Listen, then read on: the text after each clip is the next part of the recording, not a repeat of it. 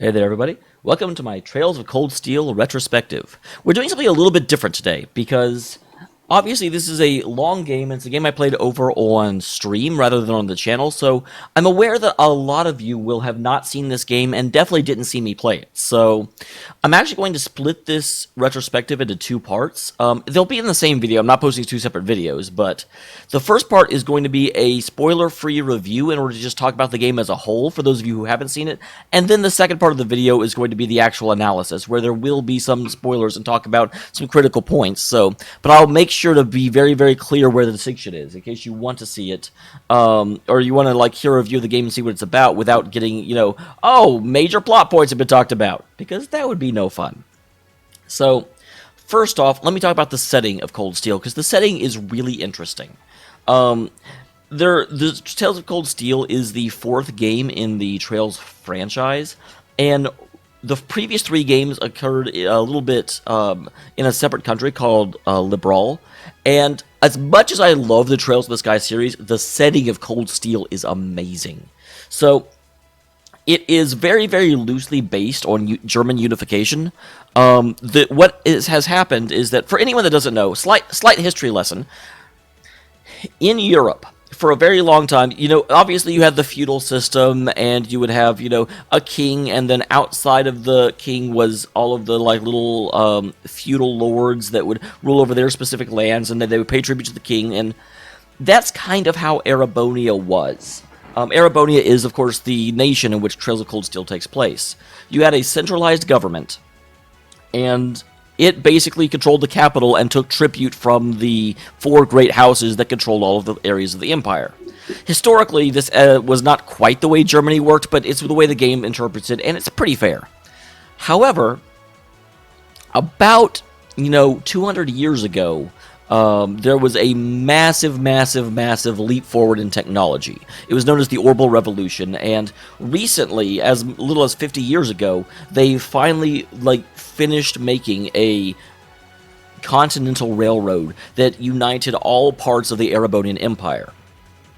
Well, because of that, and because they were now able to actually get around the country more effectively, the centralized government was able to take a more direct role in running the provinces. They didn't just have to send a courier pigeon to the great house responsible for that area and say, hey, we need this to happen. They could just go there pretty effectively. The entire nation became traversable in less than a day.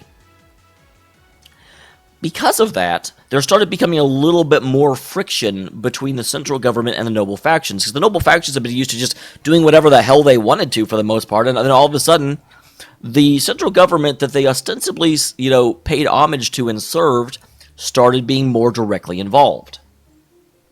What made things even worse is here recently, the head of the central government, a character known as Chancellor Osborne, was appointed by the Emperor and made a formal noble, but realistically he grew up as a commoner. So, needless to say, the very well-bred and well-blooded noble factions didn't really like having to listen to a commoner. They had no real interest in doing what a commoner said, and because the directives came from Osborne, as opposed to, His Majesty, blah, blah, blah, Emperor the Third,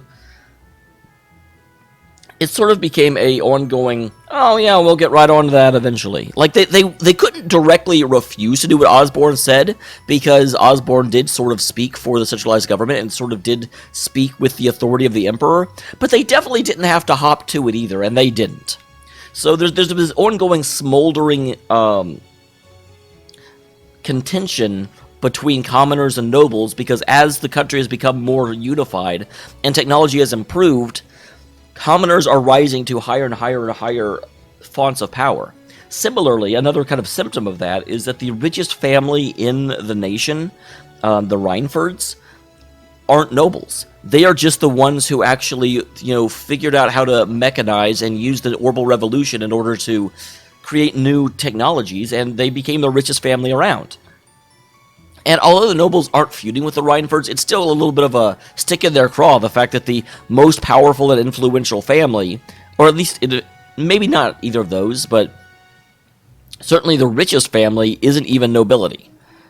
So it's a very interesting boiling pot. There's a lot of things going on within the storyline that make the world very, very interesting and a little bit historically correct and perspective.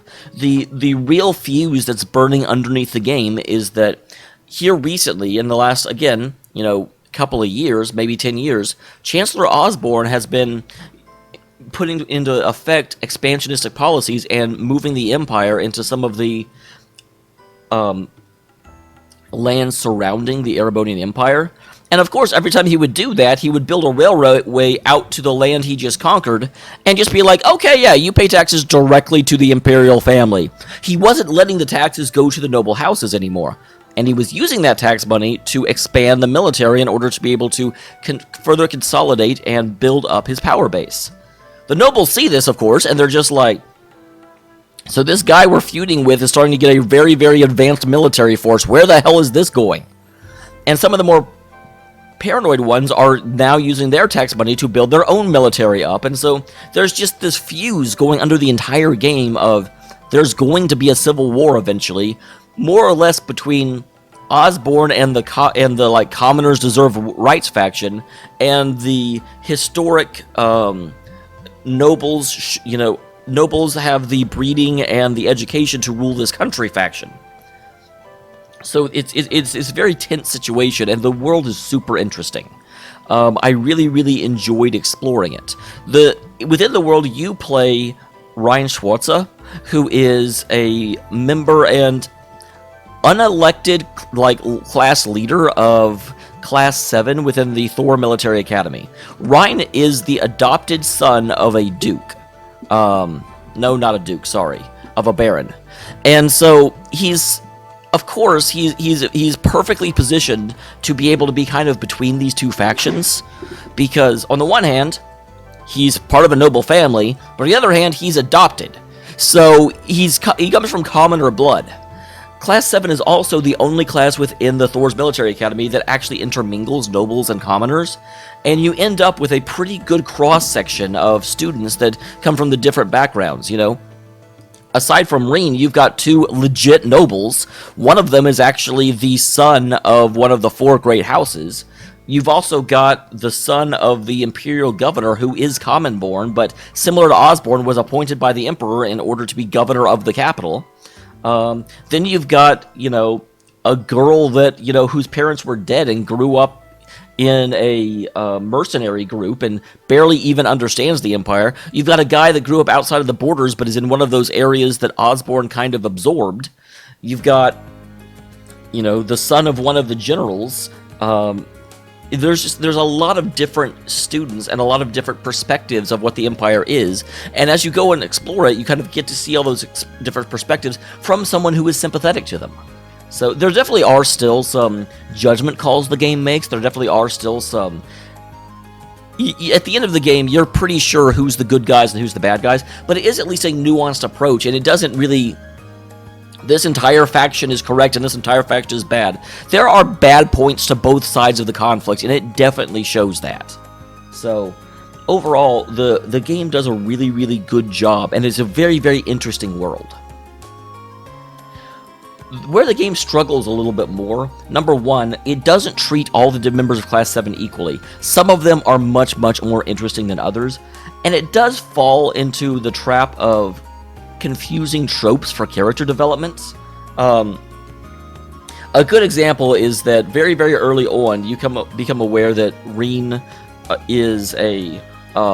There's something there. He's got like a scar on his chest, and whenever he gets stressed, he kind of clutches at his chest because there's a hidden power there. And I'm like, okay, so Reen is basically Naoto. And I'm not going to go into more detail because I said there'd be no spoilers, because this is something that comes up very, very, very early on. So I'm okay with saying it, but it's just okay. That's not really interesting. It also opens up with another character, Alisa, who. Your introduction to her is, anime girl and anime guy fell down and his hand ended up in a compromising position and she gets really mad about it, and I'm just like, oh my god. overall, the characterization is good, but the frustrating thing is there are definitely times where you can tell the developers didn't really know what to do, so they just said, well, let's just do something that's done a billion times before, and let's not do anything new or interesting with it. So, you can definitely sense a separation between when they're telling their story and when they're using filler, because they do not use filler very well. If that's going to be something that frustrates you, I will say the game starts off with that, because they wanted to establish personalities very quickly, but then as soon as the game gets going, that really falls off, and you don't see it in the game as a whole. But that is the biggest frustration I had when playing the game. The other big frustration I had is that as much as I love the plot, and I love the world, I like exploring it, and I thought the characters were differing levels of interesting. Like, I'm not going to say any of the characters were bad, but there are definitely some that come off much better than others. Jeebus, the game takes forever. Like, I clocked about 112 hours into beating the game, so this is not a weekender. You know, you can't beat the game over a weekend even if you don't sleep. So be aware of that. It is a commitment. And obviously, I did say that this is the 4th game in the Trails series. It is a game that you can play by itself if this sounds really interesting and you want to play it, but I heartily recommend playing Trails in the Sky first. I do like the world of Erebonia more than I like Trails in the Sky. I think Trails in the Sky is basically like a, feudal kingdom where you have an imperial family and a bunch of towns and everyone serves the family, and there's not a lot of conflicts, really. You've got clear good guys and clear bad guys, but the imperial family is almost beyond reproach and everyone loves them, and there's not this undercurrent of tension within Trails in the Sky series, which I do like. That I like the moral ambiguity of some of the characters in Cold Steel, but the characters are much better in in the Sky. Trails in the Sky has much more interesting characters that I found to be a lot more endearing. That said, to be fair, obviously I've played the entirety of the Trails in the Sky series, whereas I've only played the first game in the Cold Steel series, so my opinion on that may change, but as of right now, I definitely recommend starting with Skies. The 2 games are mostly unrelated, although they take place in the same world, and Skies does take place canonically first, but you can really play either one you want to. And lastly, ultimately I would say it's got some problems. It's not a perfect game. There are things that annoyed me about it, but it is still a strong game, and I would certainly recommend it. I definitely enjoyed playing it. It's not like, okay, I played this, and I've beaten it, I'm never touching it again. The end. No, I'm very eager to see what it's setting up for, because there are 3 other games after this. So, it definitely, the task of this game was to set the world up, and it did a fantastic job with it, and I'm eager to see where it's going. So, that said, let us discuss the actual analytical part. Let's actually break the plot down and talk more specifically about what works and what doesn't. If you have not played Trails in Cold Steel and you want to be spoiler-free, this is where you should leave. So, characters. The first thing that annoyed me the piss out of me, I mentioned this before, but again, Reen seemed incredibly bland.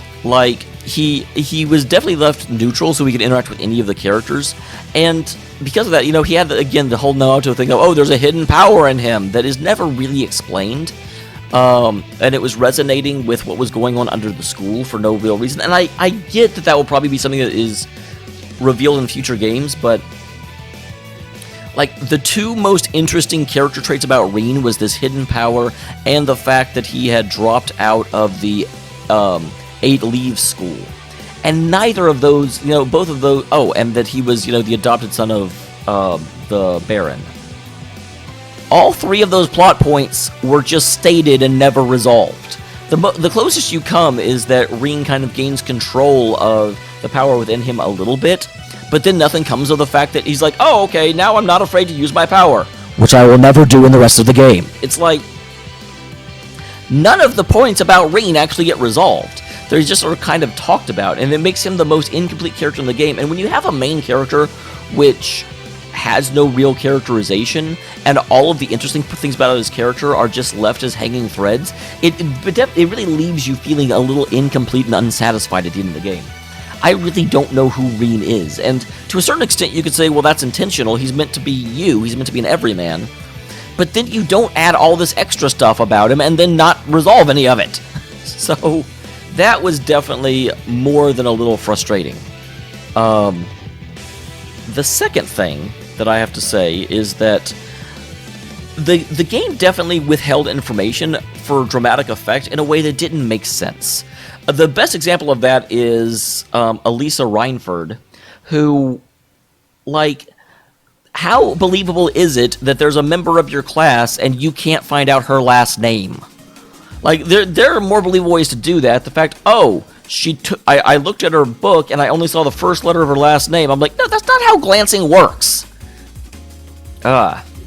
It was just really dumb, and it was trying to build suspension in a way that didn't pay off into anything. So that was frustrating. And thirdly, as I mentioned in the first part in the summary, the characters are just incredibly unevenly paid attention to. Like, obviously, you do have certain characters that are more interesting in certain chapters. However, Machias and Gaius only got one chapter, whereas most characters have some pretty important scenes in multiple chapters. You know, Reen was the main character, so he doesn't really count. Elias, you know, was important. You know, he had the whole symphonic band thing in order halfway through. Then he was also very involved in the production of the stage festival at the end of the game, and he had the, you know, capital section where we got to meet his dad, where we got to meet his sister, and we went to Guerrilla Fortress, we got to meet his dad. So even though he didn't do anything amazing, there wasn't any big revelations, he kept being relevant in parts of the story. There kept being parts where Elliot was important.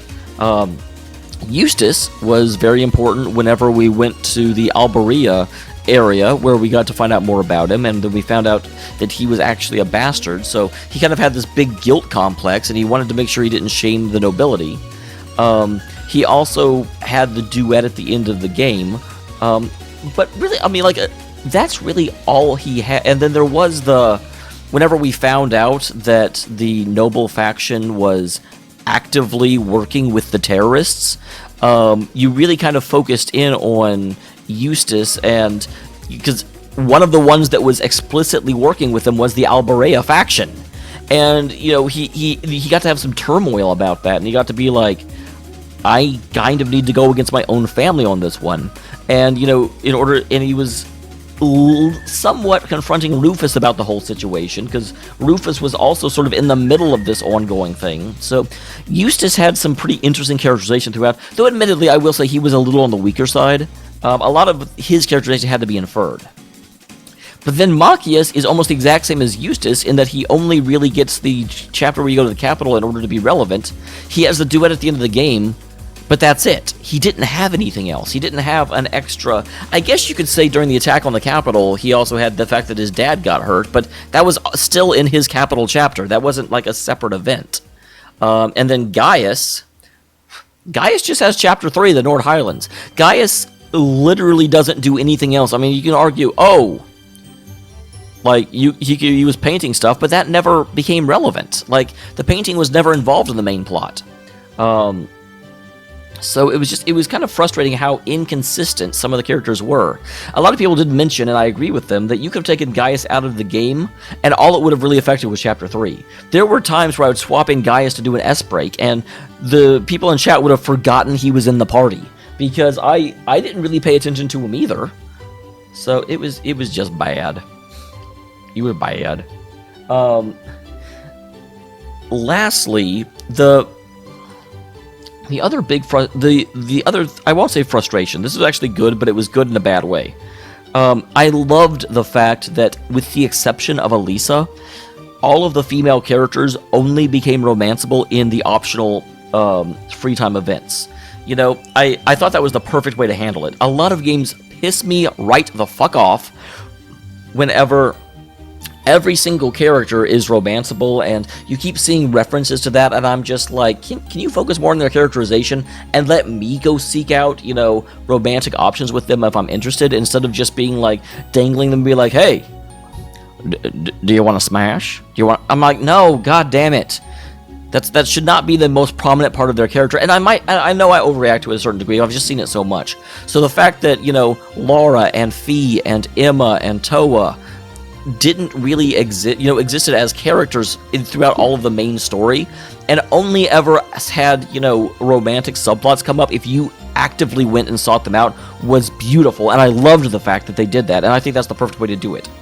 But unfortunately, that also absolutely put me in a position where it almost felt like Alisa was handled fumbled, if that makes sense. I didn't believe in Alisa at all.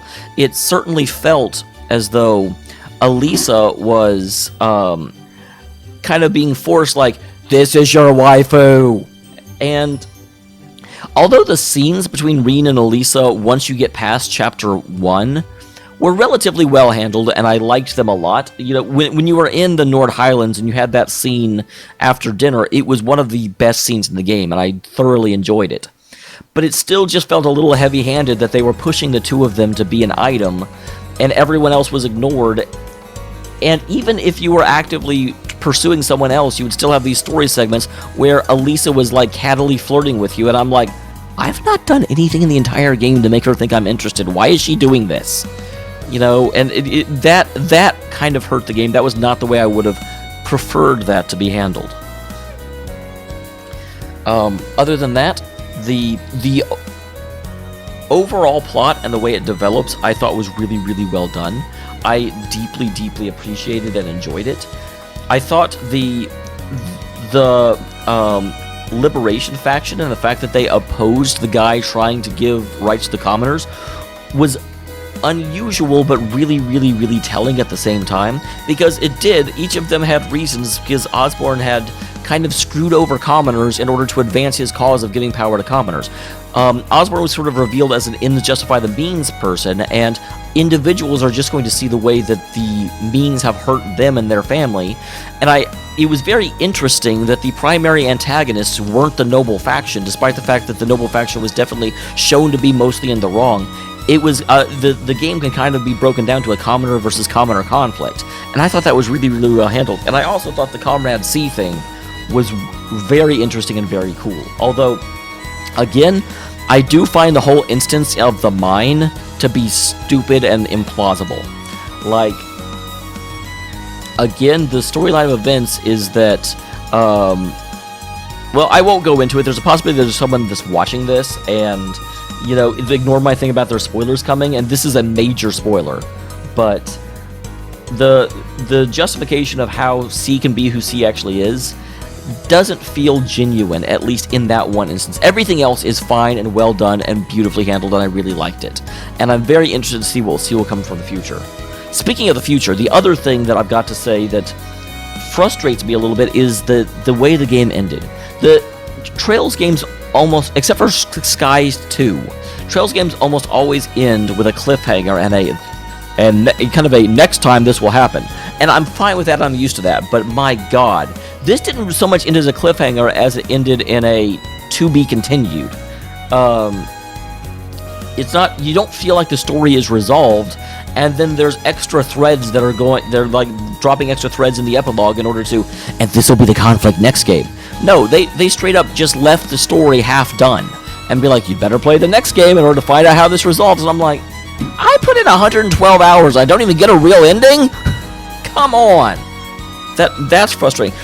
Skies 1 definitely also left on a cliffhanger, and you really made you want to see, but you didn't feel like the story of Skies 1. You actually, you had, brought peace back to the land. You'd risen through the ranks of a bracer.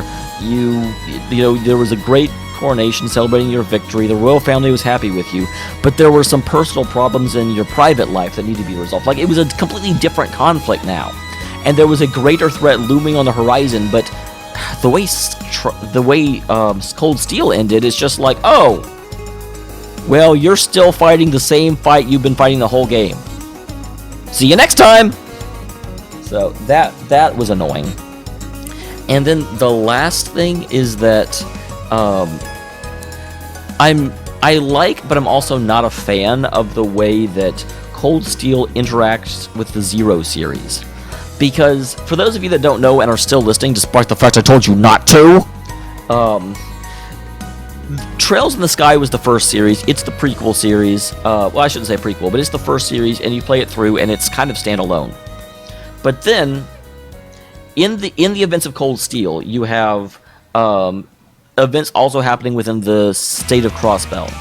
And there is a game called, I forget what it is, blah, blah, blah, blah, Zero, that is talking about that is framing the Crossbell saga. And the Trails of Cold Steel 1 and 0 are happening at the same time.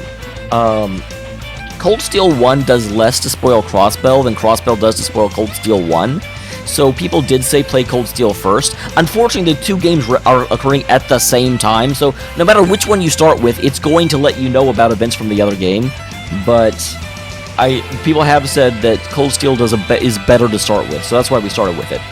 But so they leave you with this terrible cliffhanger at the end of Cold Steel 1, and you can't even go straight into Cold Steel 2 because Cold Steel 2 definitely spoils the crap out of 0.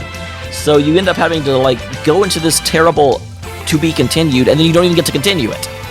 So that I really feel like, and then of course also the whole localization thing. I know that the CEO of the company has said that he definitely wants to localize the entire series, and that he's going to do his best to find a way to do it, which is not confirmation it's happening, but as close to confirmation as you can get.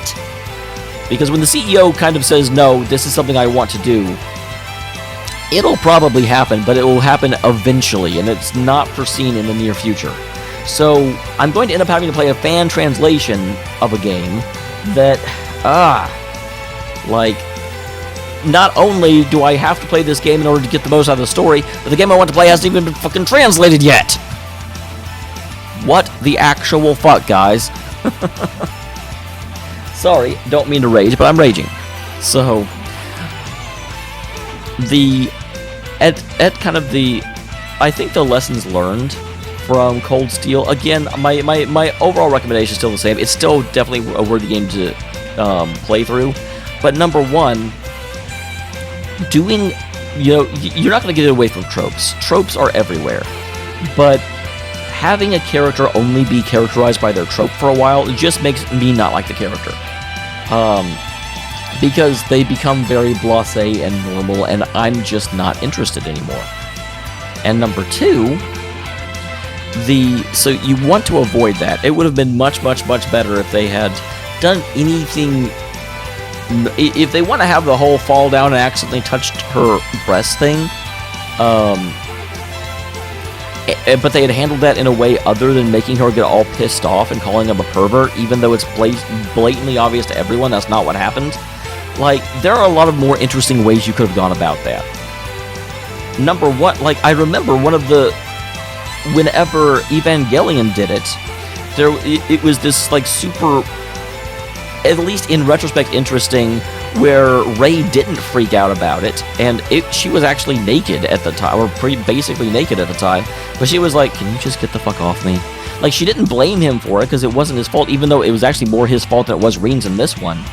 And then it became a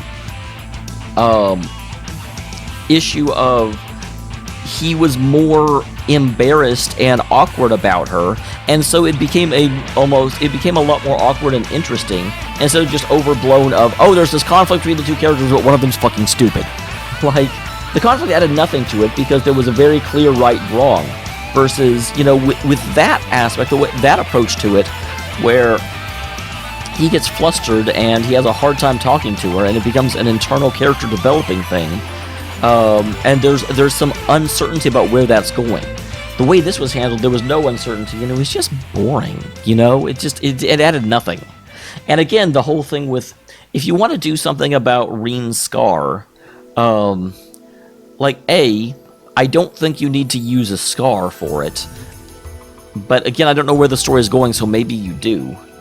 But I would almost have a you can delve more into his expulsion from the 8 Leaves, and he can talk about how his master saw a darkness within him and said that he didn't want to make Rein any more combat proficient because he didn't think Rein had the emotional maturity that whenever he would lose his temper, he would actually bring harm to someone. And just leave it at that. The whole external, there's a demon in me thing is just, oh my god, you don't need to do that. if it's like a darkness that lives with him, you can even later say it's an external force, but have it initially be thought something that Ring can't control about himself. That's way more interesting. So there seemed to be a lot of, we don't know how to start this, so we're going to start it in the blandest way possible. Enjoy! And I didn't enjoy. So the first thing I would say, if you're a developer watching this, look at what you've got written and decide, is there a better and less hackneyed way to approach it? Like, what is the trope actually doing for you? And if you can't find a good answer, redefine it.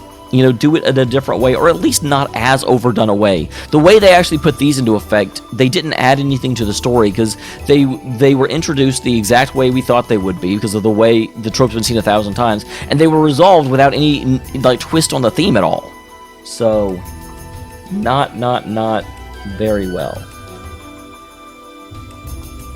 handled. And lastly, I've already complained about the ending of the game. Just, I really feel like if you're going to have a setup the way you do, you need to... I feel like they kind of missed a golden opportunity in having Class 7 and all their diverse backgrounds, because they could have really...